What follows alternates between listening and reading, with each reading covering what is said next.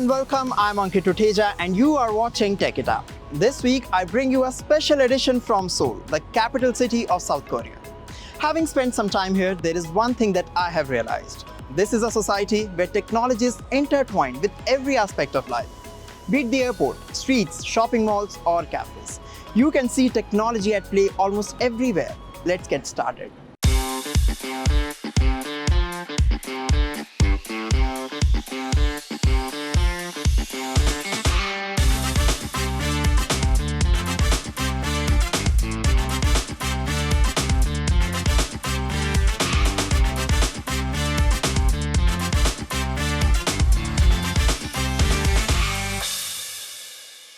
When it comes to technology, South Korea is a global powerhouse. And you can see why. As soon as you land at the Yongsan International Airport, high-tech solutions are deployed wherever possible. Here is more.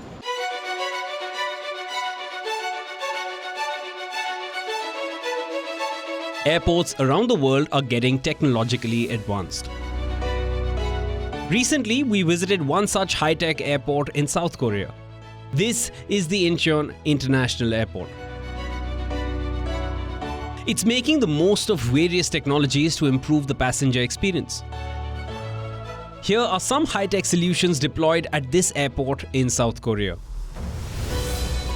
Like many other airports, this one too has a self-service check-in kiosk. All you have to do is scan your passport and confirm the details. The machine issues you a boarding pass and a printed bag tag. As you proceed to drop your bag at the check-in counter, you realize that there is another high-tech machine which is at your service. Basically, it's a self-service bag drop system. All you have to do is scan your boarding pass and passport, load your baggage, confirm the baggage-related regulations, attach the baggage tag. When it's done, get a confirmation slip. Traditionally, an airline employee behind the counter does this job for us. But technology is transforming that aspect of air travel as well. Interestingly, even the immigration process at the airport is automated. The automated system doesn't require you to hand over your passport to an immigration officer. Instead, travelers have to work with the machine. Scan your passport, give your fingerprints, look at the camera for facial recognition, and you're done. The process is fast and it helps passengers avoid long queues, especially during peak travel seasons. The use of robots at the Incheon airport is quite common. You can find big humanoid robots freely roaming around. They can help you with almost any kind of assistance. Robots can also be seen making coffee.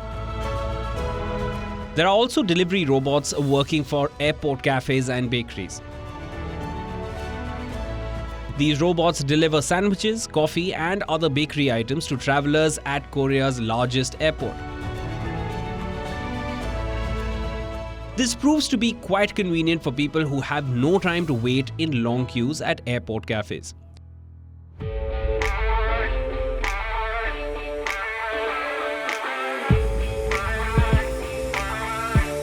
If you think you still have plenty of time after you are done with check-in and immigration processes, you can head to this newly opened gaming zone.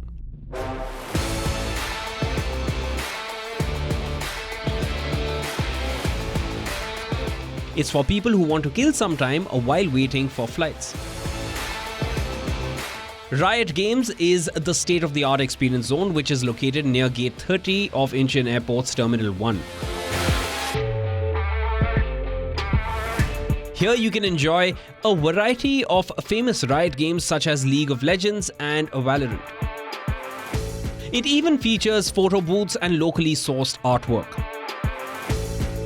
Now what's more interesting here is that you can access this gaming lounge for free.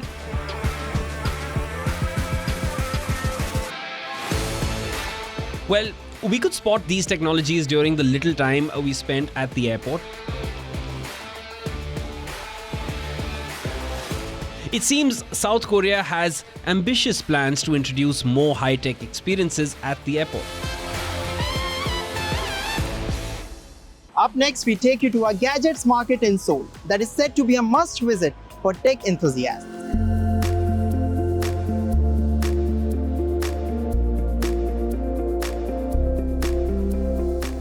I have heard a lot about the Yongsan electronics market in Seoul. It is said to be Korea's largest electronics market. Now that I'm in South Korea, I'm going to visit the place and find out if it's worth the hype. Let's go. I've reached the Yongsan Electronics Market, an enormous wholesale electronics market located near the Yongsan train station. Let's enter the complex and see what's in store. To my surprise, I can't see many people around me. The market is not as crowded as I expected it to be. I inquire and find out that afternoons on weekdays here are usually like this. So probably this is the best time for anyone to visit this place. You can comfortably explore this world full of electronics. And now comes the most important question. What can you expect here?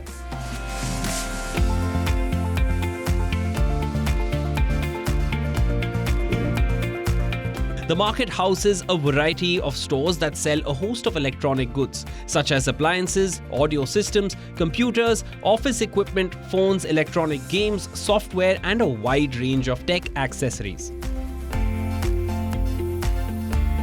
You don't just get the latest products in this market, but also replacement parts for outdated products.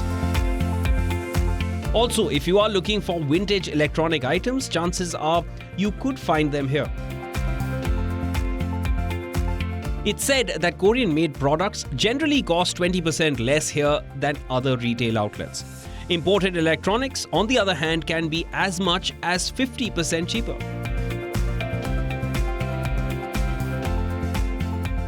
While some of the products are regular electronics that you can find almost anywhere, others are quirky devices that catch your attention.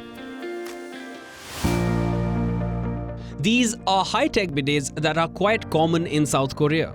But do you know what makes these electric bidets high-tech? The built-in sensors, a variety of differentiated functions, such a high-performance heater, and handy controls that allow people to adjust the water temperature, pressure, and stream time. These smart toilets come with features that we never knew we needed. Many South Korean companies like SK Magic and Kobe sell these at competitive prices. Clearly, I've seen technology in the most unusual places, including the loo.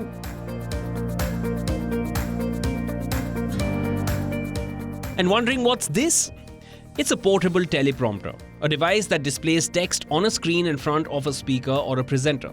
The text is scrolled so the speaker can read it while delivering a speech or presentation. In other words, a teleprompter helps speakers and presenters read their lines without having to memorize them. And this compact teleprompter could come in handy for many professionals. It's priced at $300. Now there is something for retro lovers as well.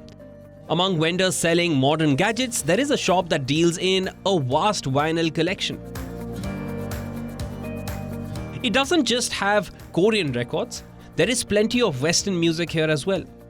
It's a must-visit place for LP music enthusiasts traveling to South Korea. Interestingly, in South Korea, young music lovers are now also exploring the old-fashioned natural sound of vinyl.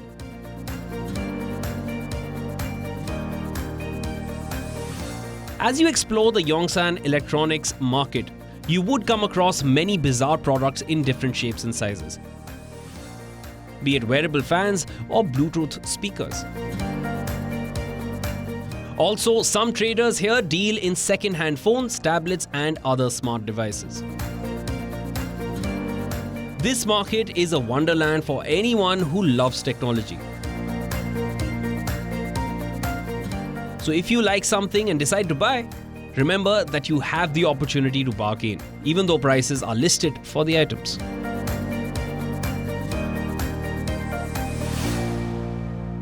Our next story is about one of the biggest tech companies in South Korea. I'm talking about Samsung. You may know many things about the electronics giant, but did you know that Samsung has its own city in South Korea? Believe it or not, it's true. Let me take you inside the city and show you what it is all about.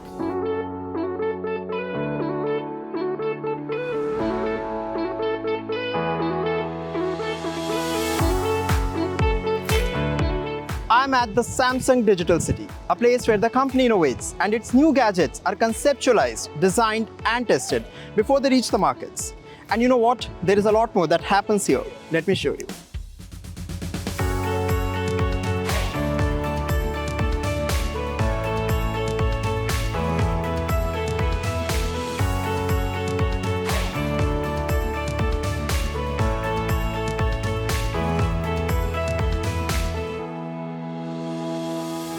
Some 20 kilometers south of Seoul is this place called Samsung Digital City. Wondering why it is called the city? Within 390 acres of office space, there are almost 35,000 Samsung employees.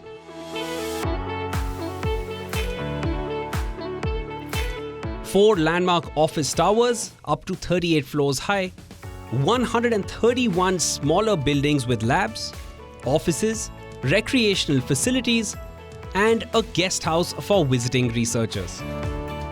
You would be surprised to know that the Samsung Digital City has its own heliport and helicopter.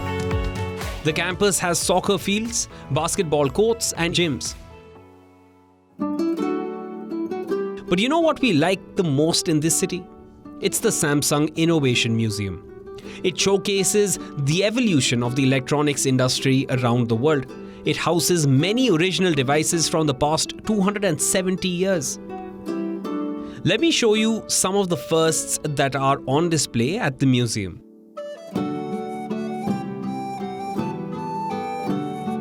The Samsung Innovation has an entire section dedicated to television sets.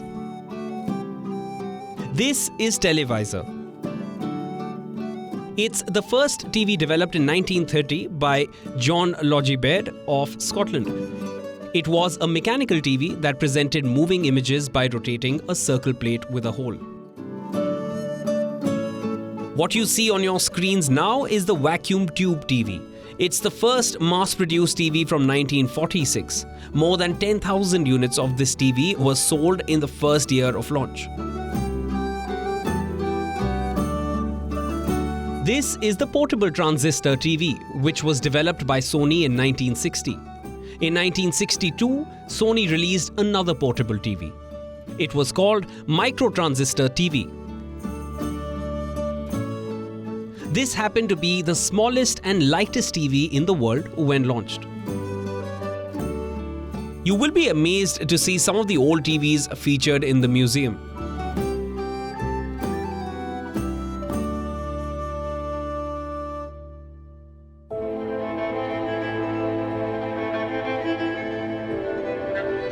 Not just TVs, many vintage mobiles have also made it to the museum. The list includes the first CDMA camera phone,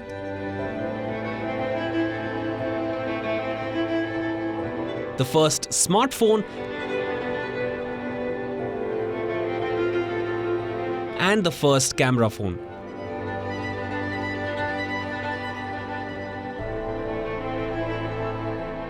The Samsung Innovation Museum also showcases many other retro devices. From the first portable stereo cassette player that was seen in Korea, to the first laptop computer that Korea got, the list is endless.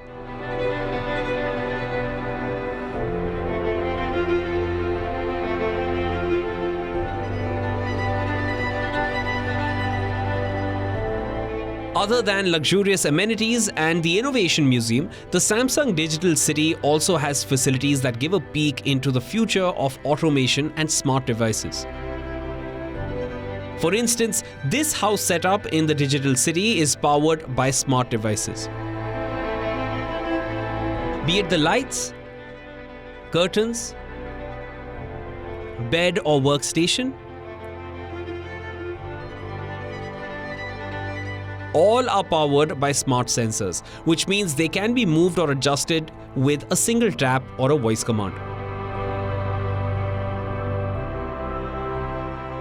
Also, this is the place where Samsung keeps experimenting with new innovations and focuses on futuristic technologies. Samsung Digital City is extremely modern. Would you like to explore it? We have got you a lot of interesting developments from South Korea. But there is a lot more that's happening in the larger technology landscape. Here is a quick wrap of all the latest breakthroughs.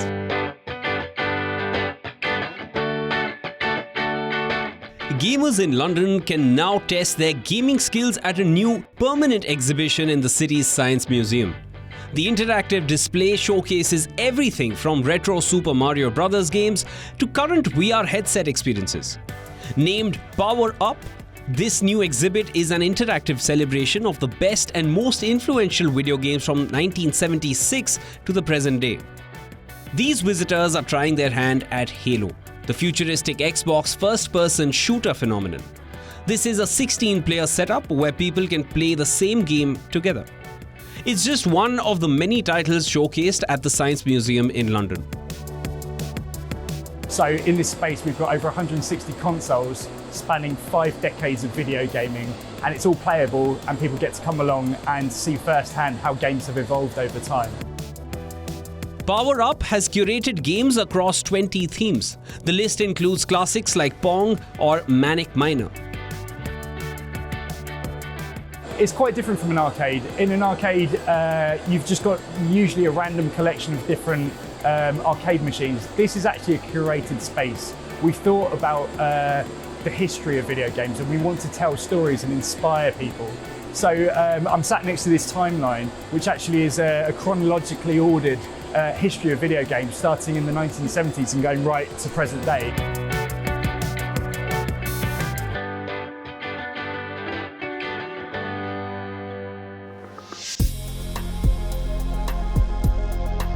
As the world faces record-breaking temperatures, tech entrepreneurs in Japan are finding ways to cool down.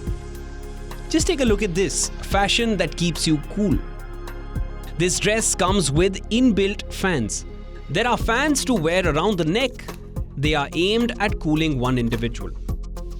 These large fans, however, spray a mist over a wide area for the benefit of a larger group. For parents who have to carry around their babies in the heat, this gadget could make the experience a bit more comfortable. The baby carrier comes with integrated fans. There are also full backpacks that act as portable air conditioning units. This is ice slurry from Akagi Foods. These packets go into the deep freeze, and after a few hours the liquid inside hardens, but never gets completely solid. The idea is that it becomes a refreshing cold drink. The packet needs just a quick rub before the contents inside are soft enough to consume.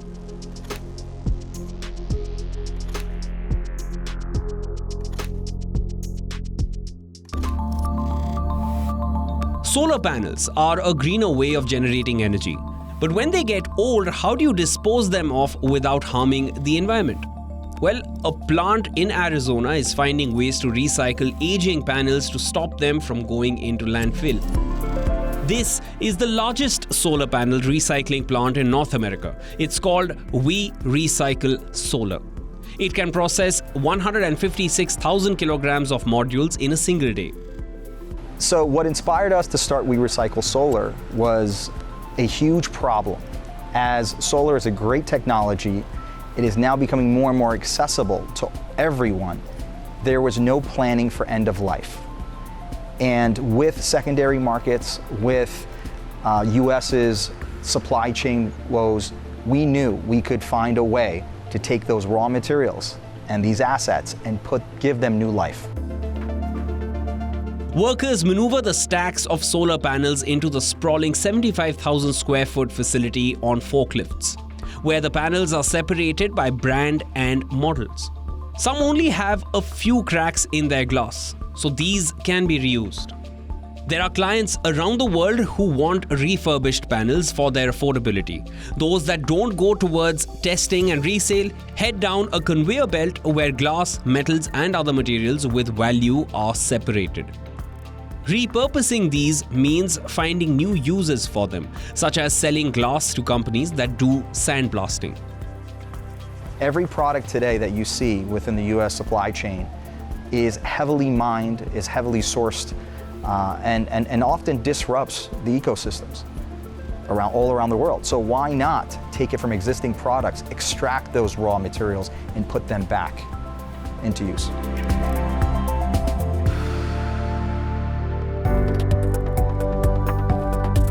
The UAE is offering free trips around Saadiyat and Yas Island on board the Hightech autonomous models. The idea is to encourage Abu Dhabi residents to choose driverless rides.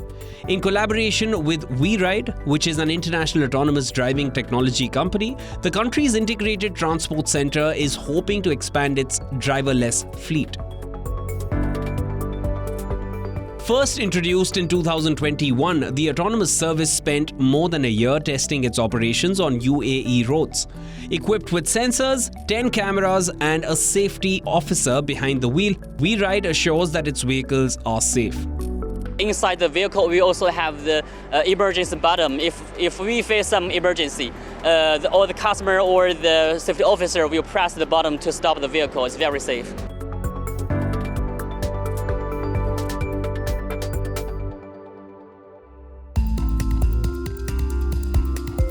Cebu Railway in Japan is using automated translation to help visitors navigate one of Tokyo's most baffling transportation hubs. The device allows customers and a station attendant to converse, while the semi-transparent display spells out the words in Japanese and one of 11 other languages including English, French, Mandarin, and Spanish. The translation device is intended to help customers with more complex requests like directions or information about the local area. The new facility has been introduced on a trial period. It will be tested for 3 months before authorities decide to go for a wider rollout. Well, that's all we have for you in this special edition of Tech It Out. We will continue to bring you exciting inventions and updates on the latest gadgets. I will be back soon. Until then, keep watching WION World as One. And yes, don't forget to follow us on social media. For now, it's me, Ankit Tuteja, signing off from Seoul.